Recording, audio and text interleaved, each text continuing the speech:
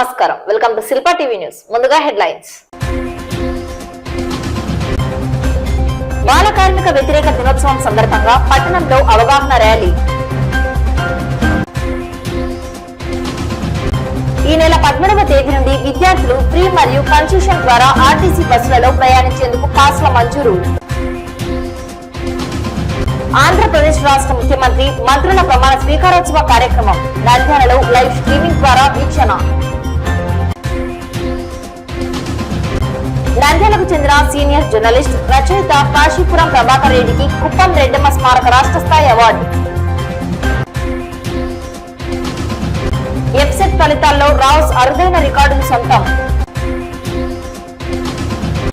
గంగాభవాని అమ్మవారికి భక్తి శ్రద్ధలతో బోనాల సమర్పణ. అంగరంగ వైభవంగా ఆలయ 15వ వార్షికోత్సవ వేడుకలు. బాల కార్మిక వ్యవస్థను నిర్మూలించేందుకు ప్రతి పిల్లవాడు తప్పనిసరిగా బడిలో చదువు నేర్చుకోవాలని, పనిలో ఉండరాదని ప్రభుత్వం బాల కార్మిక చట్టాలను రూపొందించడం జరిగింది. దీనికి అనుగుణంగా జూన్ 12వ తేదీ ప్రత్యేకంగా బాల కార్మిక వ్యతిరేక దినోత్సవంను నిర్వహించడం జరుగుతున్నది. ఈ మేరకు నంద్యాల మున్సిపల్ కార్యాలయం నుండి పట్టణంలో కార్మిక శాఖ ఆధ్వర్యంలో కార్మిక శాఖ అసిస్టెంట్ కమిషనర్ బసిరెన్నిసా బేగం, న్యాయ సేవా సమితి, స్వచ్ఛంద సంస్థలు, జిల్లా టాస్క్ ఫోర్స్ టీం సంయుక్తంగా అవగాహన ర్యాలీ నిర్వహించడం జరిగింది. ఈ సందర్భంగా జిల్లా కార్మిక శాఖ అసిస్టెంట్ కమిషనర్ మాట్లాడుతూ బడియుడు పిల్లలు బడిలో ఉండాలని, అలాగే 18 సంవత్సరాలు కలిగిన పిల్లలు కళాశాల విద్యలో ఉండాలని కోరారు.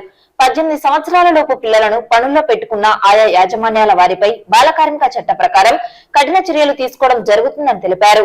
ప్రత్యేకంగా ప్రతి ఏడాది జూన్ 1వ తేదీ నుండి 30వ తేదీ వరకు నెల రోజులు కార్మిక శాఖ ఆధ్వర్యంలో డిస్ట్రిక్ట్ టాస్క్ ఫోర్స్ టీమ్ గా ఏర్పడి స్పెషల్ డ్రైవ్లు నిర్వహించి ఎక్కడైతే బాలలను పనిలో పెట్టుకున్నారో వారిపై చట్టపరమైన చర్యలు తీసుకుంటూ ఆయా పనుల్లో ఉన్న పిల్లలను బడిలో చేర్పించే చర్యలను తీసుకోవడం జరుగుతుందని తెలిపారు.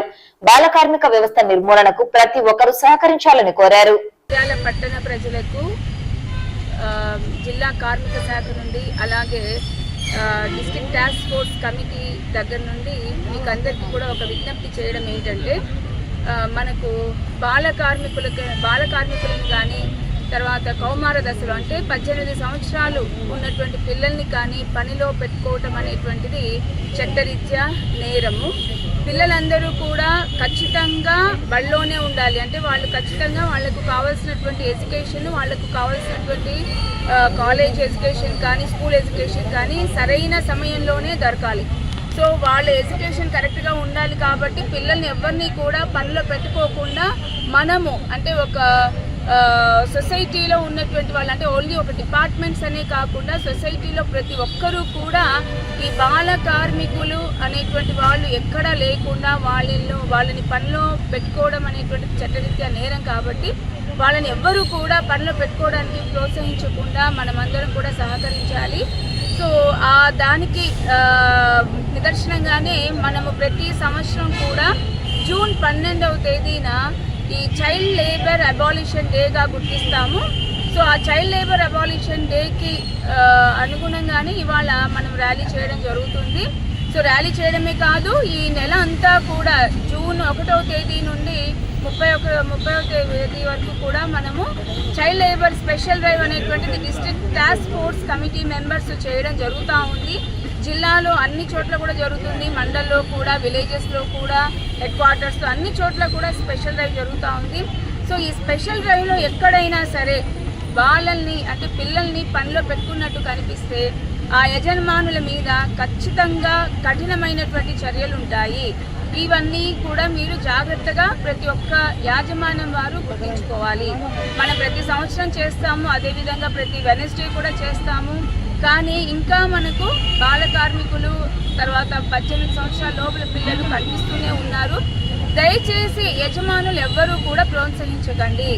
సో ముఖ్యంగా బాల కార్మికులు మనకు ఈ మెకానిక్ షాపులలో కనిపిస్తూ ఉంటారు, హోటల్స్లో కానీ, అలాగే ఇండ్లలో పనిచేసేవారు. మీరు ఇండ్లలో పని చేయడానికి దాదాపు చదువుకున్న వాళ్ళే పెట్టుకుంటూ ఉంటారు. సో మన నంద్యాలలో అయితే అలాంటి వాళ్ళు ఎవరైనా పెట్టుకుంటే, మీకు తెలిసిన వాళ్ళు ఎవరైనా పెట్టుకున్నా వాళ్లకు మీరు ఎడ్యుకేట్ చేయండి. అదేవిధంగా మా దృష్టికి తీసుకురండి. అలాగే మెకానిక్ షాపులలో ఎక్కడా కూడా బాల కార్మికులు లేకుండా చేయాలి. సో మీకు తెలిసిన ఇన్ఫర్మేషన్ అంటే సొసైటీలో ఒక వ్యక్తిగా అది కూడా మన వంతు బాధ్యతగా మనం దాన్ని గుర్తించాలి. ఎవరు కూడా బాల కార్మికుల్ని ప్రోత్సహించకుండా అంటే డిపార్ట్మెంట్లే చెయ్యాలి అనేది కాకుండా ప్రతి ఒక్క మనిషి కూడా మనము ఈ బాల కార్మికుల్ని పూర్తిగా నిరోధించడానికి మనము ప్రయత్నం చేయాలి. ఎందుకంటే ఈరోజు పిల్లలే రేపటి పౌరులు, అంటే మన భవిష్యత్తు అంతా కూడా వాళ్ళ చేతుల మీదుగానే ఉంటుంది. సో అలాంటి భవిష్యత్తుని మనము పనిలో వాళ్ళని పెట్టుకొని వాళ్ళ భవిష్యత్తు అంతా కూడా నాశనం చేసుకోవడానికి మనం ఎప్పుడు కూడా కారణం కాకూడదు. సో దయచేసి మీరందరూ కూడా గుర్తించండి. అదేవిధంగా ఈ నంద్యాల పట్టణ యాజమాన్యులకు తెలియచేయడం ఏంటంటే, ప్రతిసారి నేను చెప్తూనే ఉంటాను, కఠినమైనటువంటి చర్యలు ఉంటాయి. బాల కార్మిక నిరోధ చట్టం కింద ఫైన్లు ఎలా ఉంటాయి అని అంటే, పిల్లలు 18 years బిలో పిల్లల్ని పెట్టుకున్నారు అని అంటే ఖచ్చితంగా వాళ్లకు 50,000 వరకు ఫైన్ ఉంటుంది. మళ్ళీ 20,000 రూపాయలు డిపాజిట్ చేయాల్సి వస్తుంది పిల్లవాడి పేరు మీదన. తర్వాత 2 ఏళ్ల వరకు కూడా జైలు శిక్ష ఉంటుంది. సో ఇలాంటి కఠినమైన చర్యలు ఉంటాయి. కాబట్టి దయచేసి ఎవ్వరూ కూడా బాల కార్మికులను పనిలో పెట్టుకొని బాల కార్మిక వ్యవస్థని ప్రోత్సహించకండి. దీని పూర్తి నిర్మూలనకు ప్రతి ఒక్కరి సహకారాలు మాకు అందించండి. మన మనిషి జీవితంలో బాల్యం అనేది చాలా అందమైనది. ఎప్పుడైతే బాల్యాన్ని మనం తీర్చిదిద్దుతామో ఒక వ్యక్తి ఉన్నత పౌరుడుగా ఎదగడానికి అవకాశం ఉంటుంది. అలాంటి బాలలను పనిలో పెట్టుకోవడం ద్వారా వారి శారీరక మానసిక పరిపక్వతను మనం ఆపిన వాళ్ళం అవుతాం.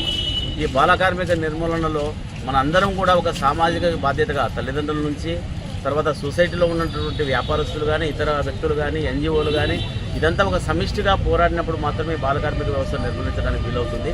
కాబట్టి ప్రతి ఒక్కరూ బాల కార్మిక వ్యవస్థ నిర్మూలించడానికి కృషి చేయండి. ముఖ్యంగా మనం ఎక్కడైనా చూసినప్పుడు కొన్ని హజార్డస్ అంటే అపాయకరమైనటువంటి వాటిలో కూడా పిల్లలను పనిలో పెట్టుకుంటున్నారు. వీళ్ళకు కనీస వేతనం తక్కువ కాబట్టి వీళ్ళని పెట్టుకోవడం వల్ల లాభాలు ఆశిస్తామని తాత్కాలికమైనటువంటి ముందు చూపు లేని చర్యల వల్ల ఆ పిల్లల అభివృద్ధి అనేది గుట్టుపడుతూ ఉంది. మరి పిల్లలందరూ ఎప్పుడైతే ఈ విధంగా వెనుకబాటుతనం ప్రదర్శిస్తారో ఆ సమాజం కూడా అభివృద్ధి చెందే అవకాశం లేదు. పిల్లవానికి మంచి చదువు, మంచి ఆటపాటలతో కూడినటువంటి మానసిక అభ్యసనం ఉన్నప్పుడు మాత్రమే ఇది అభివృద్ధి సాధించబడుతుంది. కాబట్టి మన సమాజ అభివృద్ధికి గొడ్డలు పెట్టేటటువంటి ఈ బాల కార్మిక వ్యవస్థను సమూలంగా మనం నిర్మూలించాలి.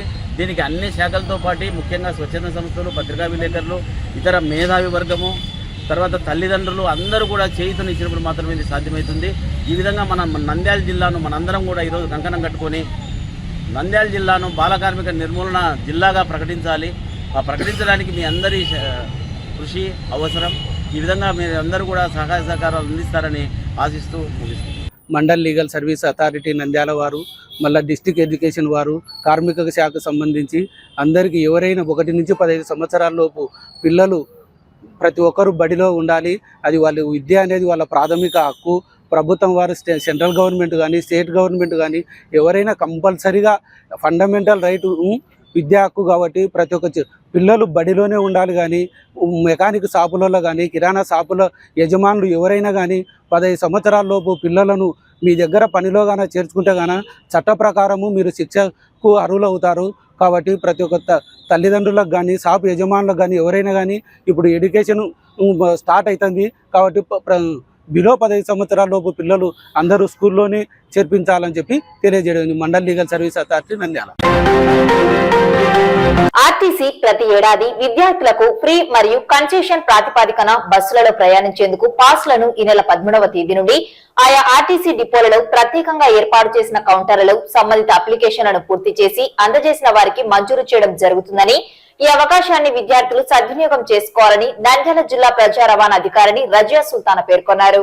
ఈ సందర్భంగా నంద్యాల జిల్లా ఆర్ఎం మాట్లాడుతూ ప్రతి ఏడాది ఆర్టీసీ బస్సులలో పాఠశాలలకు, కళాశాలలకు ప్రయాణించే విద్యార్థులకు పాస్లను మంజూరు చేయడం జరుగుతుందని, అలాగే ఈ ఏడాది కూడా ఈ నెల 13వ తేదీ నుండి పాస్లను నిబంధనల మేరకు అందజేయడం జరుగుతుందని తెలిపారు. 10వ తరగతి వరకు చదివే బాలికలకు ఉచిత బస్ పాస్, 7వ తరగతి వరకు చదివే బాలురకు ఉచిత బస్ పాస్ లను సంబంధిత అప్లికేషన్ ఆన్లైన్ ద్వారా పూర్తి చేసిన వాటిని ఆయా పాఠశాలల ప్రధానోపాధ్యాయుడు లేదా ప్రిన్సిపల్ ధృవీకరణ చేసిన పత్రాలను సంబంధిత ఆర్టీసీ డిపోలలో ఏర్పాటు చేసిన కౌంటర్లలో సమర్పించి పాస్లు పొందవచ్చన్నారు. పాస్ల మంజూరు గురించి విద్యార్థులకు తెలియజేశారు. ఈ అవకాశాన్ని విద్యార్థులు సద్వినియోగం చేసుకోవాలని కోరారు. స్టూడెంట్స్ కి కూడా మనము స్కూల్స్ ఓపెన్ అవుతున్నాయి కాబట్టి మనము ఎవ్రీ ఇయర్ పాసెస్ ఇవ్వడం జరుగుతుంది. సో ఇప్పుడు కూడా మనం 13వ తేదీ నుంచి స్టూడెంట్స్కి అంటే స్కూల్లో చదివే పిల్లలకి ప్లస్ ఇంటర్మీడియట్ స్టూడెంట్స్కి పాసెస్ ఇవ్వడం జరుగుతుంది. స్కూల్ పిల్లలకైతే 10th క్లాస్ వరకు చదువుకునే అమ్మాయిలు లేదా 18 years వరకు అమ్మాయిలకి ఫ్రీ పాస్ ఇవ్వడం జరుగుతుంది. అలాగే అబ్బాయిలకి 7th క్లాస్ వరకు వాళ్ళకి ఫ్రీ పాస్ ఇవ్వడం జరుగుతుంది. ఇంటర్మీడియట్ స్టూడెంట్స్కి అయితే తర్వాత వాళ్ళకి కన్సెషన్ పాస్ అనేది ఉంటుంది. సో ఈ పాసెస్ అన్నీ కూడా 13th నుంచి మనము సేల్ చేయడం జరుగుతుంది. అన్ని డిపోలలో కౌంటర్స్ ఓపెన్ చేస్తాము. ఫ్రీ పాసెస్ వచ్చేసి 20 kilometers అంటే వాళ్ళ రెసిడెన్స్ నుంచి స్కూల్ వరకు 20 kilometers డిస్టెన్స్ మించకుండా ఉండాలి. అదే కన్సెషన్ పాస్ అయితే 50 kilometers మించకుండా ఉండాలి. మనం ఆన్లైన్లో అప్లై చేసుకున్న తర్వాత స్టూడెంట్స్కి ఒక అప్లికేషన్ ఫామ్ అనేది జనరేట్ అవుతుంది. అది మనము మన కన్సర్న్ ప్రిన్సిపల్స్, హెడ్ మాస్టర్స్ కానీ సర్టిఫై చేయాల్సి ఉంటుంది. చేసిన తర్వాత వాళ్ళకి పాస్ ఇవ్వడం జరుగుతుంది. సో స్టూడెంట్స్ అందరూ ఈ అవకాశాన్ని ఉపయోగించుకోవాల్సిందిగా కోరుతున్నాను.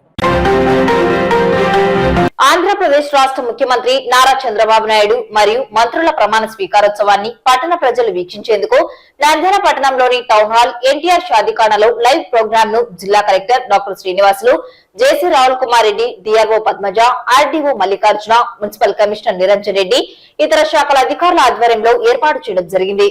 ఈ కార్యక్రమంలో ముఖ్యమంత్రి ప్రమాణ స్వీకారోత్సవానికి ముఖ్య అతిథిగా ప్రధానమంత్రి నరేంద్ర మోడీ, కేంద్ర మంత్రి అమిత్ షా, రాష్ట్ర గవర్నర్ నజీర్ హాజరయ్యారు. రాష్ట్ర మంత్రులుగా నంద్యాల జిల్లా నుండి ఎన్ఎండి ఫారూక్, బీసీ జనార్దన్ రెడ్డిలు ప్రమాణ స్వీకారం చేశారు.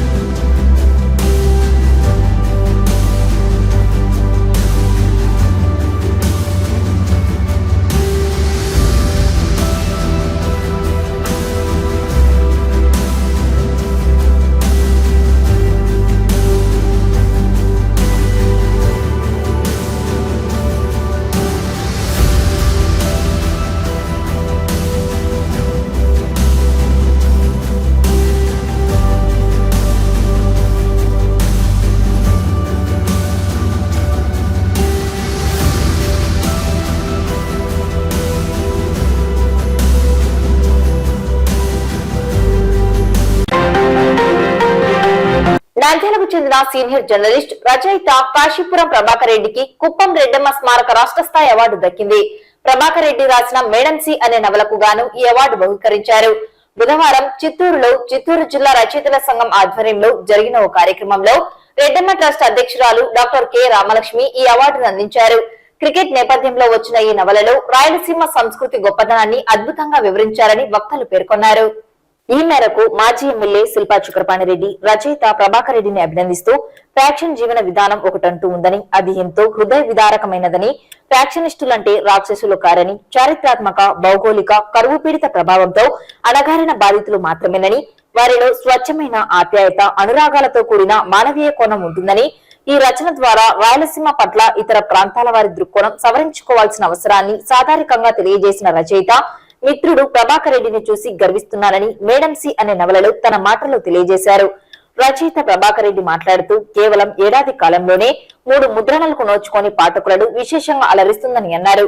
నంద్యాల జిల్లాలోని కూకు FM లో ప్రసారమవుతున్న మొట్టమొదటి నవల మేడం సి అని కేవలం 40 రోజుల్లో దాదాపు 10,000 మంది శ్రోతలు వినడం ద్వారా రికార్డు సృష్టించినట్లు తెలిపారు.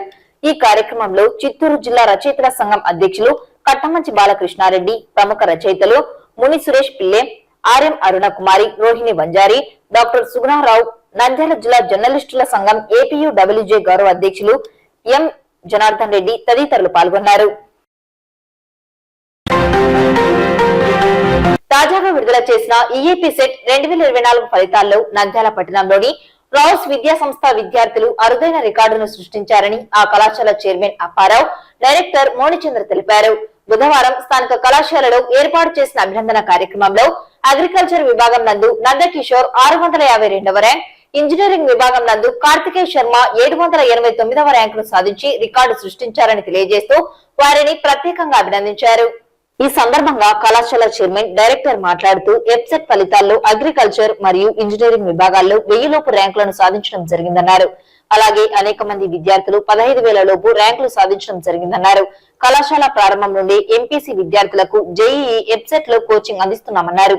ఉత్తమ ఫలితాలు సాధించిన విద్యార్థులను, శిక్షణ అందించిన అధ్యాపకులు, ప్రోత్సహించిన తల్లిదండ్రులను ప్రత్యేకంగా అభినందించారు.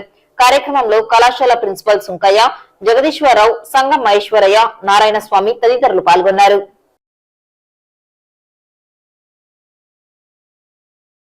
మరి 2024 ఫలితాలు, అది జేఈ మెయిన్స్ అయినా, జేఈ అడ్వాన్స్ అయినా, ఎప్సెట్ అయినా, నీట్ అయినా, అన్నిట్లోనూ ర్యాంకులు విజయ పరంపర కొనసాగిస్తూ రావుసు తన విజయయాత్రను, జైత్రయాత్రను కొనసాగించింది.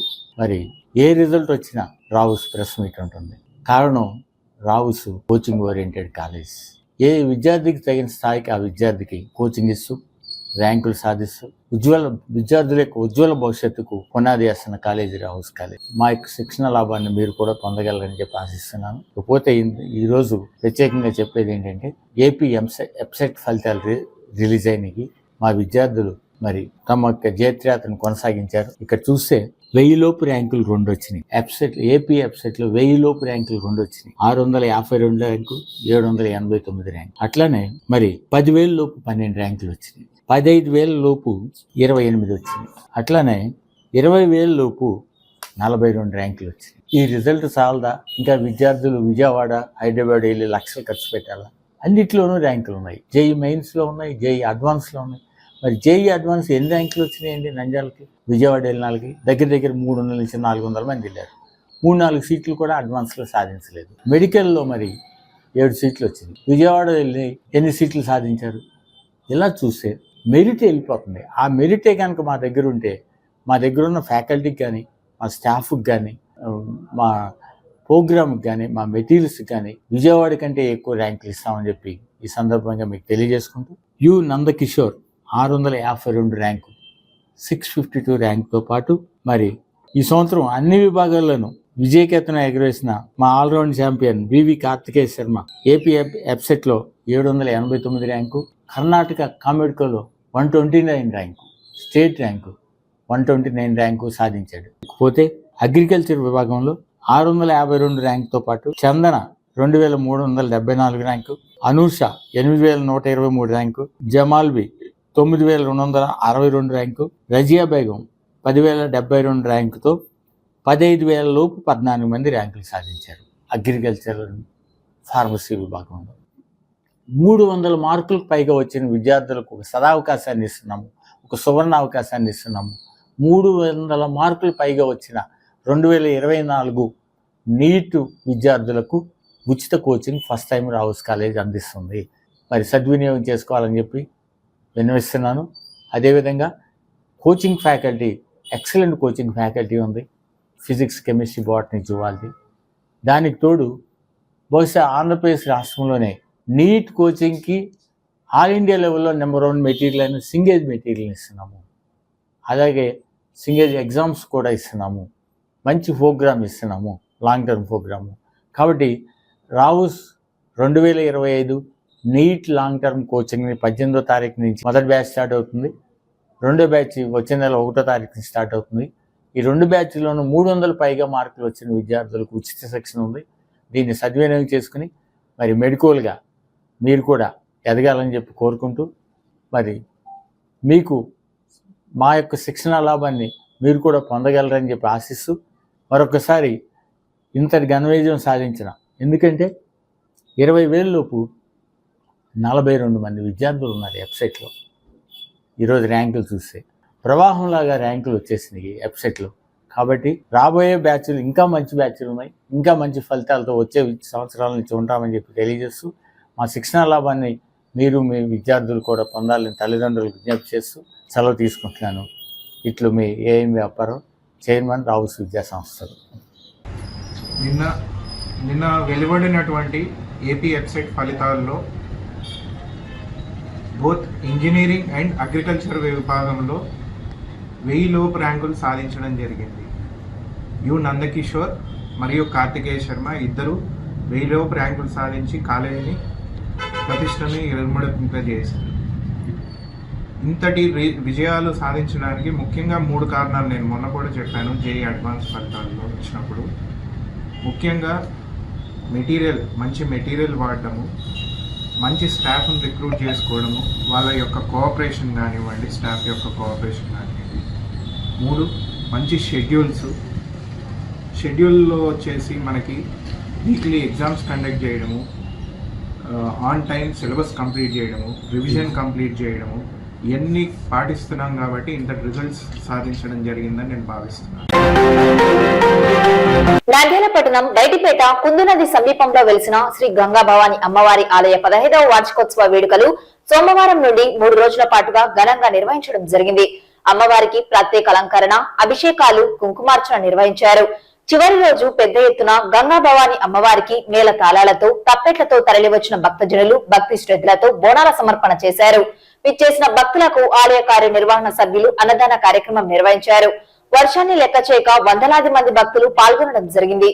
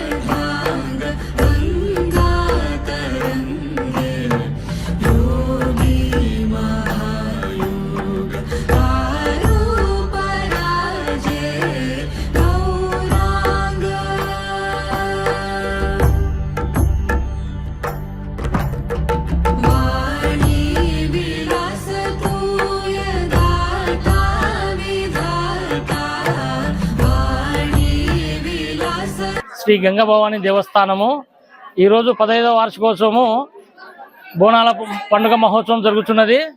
వందలాది మంది భక్తులు ఇంత వర్షం వస్తున్నా కూడా ఈ తిరునాళ్లకు జయప్రదం చేయడానికి వచ్చినందుకు వారికి మేము మా ఆలయ కమిటీ తరఫున ధన్యవాదాలు తెలుపుకొనుచున్నాము. తదుపరి అందరూ వచ్చిన భక్తులల్లా అన్నదానము స్వీకరించి అమ్మవారి తీర్థప్రసాదాలు స్వీకరించాలని చెప్పి కోరుకుంటున్నాము. వారికి వారి కుటుంబాలకు మా ఈ గంగా భవాని ఆశీస్సులు ఎల్లవేళలా ఉండాలని చెప్పి ప్రార్థిస్తున్నాను. శ్రీ గంగా భవాని దేవస్థానము 15వ వార్షికోత్సవము అంగరంగ వైభవంగా జరగడం కల్లారా చూస్తున్నారు జనాలందరూ. అమ్మవారి ఆశీస్సుల కోసం ఇక్కడికి వచ్చిన భక్తులు వేలాది మందిగా దర్శించుకున్నారు, వందలాది మందిగా. ఇదే విధంగా ఈ కార్యక్రమానికి సహాయ సహకారాలు అందించినటువంటి దాతలకు అందరికీ ఈ ఆలయ కమిటీ తరఫున ధన్యవాదాలు తెలియజేసుకుంటున్నాము. ప్రతి ఒక్కరూ అమ్మవారి ఆశీస్సులు, గంగా భవాని దేవి అమ్మవారి ఆశీస్సులు తీసుకోవాలని ఆలయ కమిటీ ఆధ్వర్యంలో తెలియజేసుకుంటున్నాము. గంగా భవాని మాత 15వ వార్షికోత్సవము అఖండంగా ఇంత వర్షం వస్తున్నాయని భక్తులు వైభవంగా బోనాలతో బాగా ఆనందంగా గంగమ్మ తల్లి ఆనందంగా వచ్చి రైతులకు బాగా మేలు జరగాలని మాకు సందారూపంగా ప్రకటించిన వాళ్ళు బియ్యము ధాన్యము డబ్బు రూపంగా ఇచ్చిన వాళ్ళు వాళ్ళ కుటుంబం ఆరోగ్యాలతో సంతోషాలతో లావాదేవీలతో ఉండాలని ఇటువంటి వార్షికోత్సవాలు ఇంకా 1000 వార్షికోత్సవాలు కూడా జరగాలని ఈ ఆలయ కమిటీకి బాగా కష్టపడిన వారు వాళ్ళ కుటుంబం చల్లగా ఉండాలని సహకరించిన మహానుభావులు సిట్టిదేబుల వారికి వాళ్ళకి కూడా ధన్యవాదాలు. వార్తలు ముగించే ముందు ముఖ్యాంశాలు మరోసారి. బాల కార్మిక వ్యతిరేక దినోత్సవం సందర్భంగా పట్టణంలో అవగాహన ర్యాలీ. ఈ నెల 18వ తేదీ నుండి విద్యార్థులు ఫ్రీ మరియు కన్సెషన్ ద్వారా ఆర్టీసీ బస్సులలో ప్రయాణించేందుకు పాస్ల మంజూరు. ఆంధ్రప్రదేశ్ రాష్ట్ర ముఖ్యమంత్రి మంత్రుల ప్రమాణ స్వీకారోత్సవ కార్యక్రమం నంద్యాలలో లైవ్ స్ట్రీమింగ్ ద్వారా వీక్షణ. నంద్యాలకు చెందిన సీనియర్ జర్నలిస్ట్ రచయిత కాశీపురం ప్రభాకర్ రెడ్డికి కుప్పం రెడ్డమ్మ స్మారక రాష్ట్ర స్థాయి అవార్డు. ఎఫ్సెట్ ఫలితాల్లో రావుస్ అరుదైన రికార్డులు సొంతం. గంగా భవాని అమ్మవారికి భక్తి శ్రద్ధలతో బోనాల సమర్పణ. అంగరంగ వైభవంగా ఆలయ 15వ వార్షికోత్సవ వేడుకలు. ఈ వార్తలు ఇంతటితో సమాప్తం. నమస్కారం.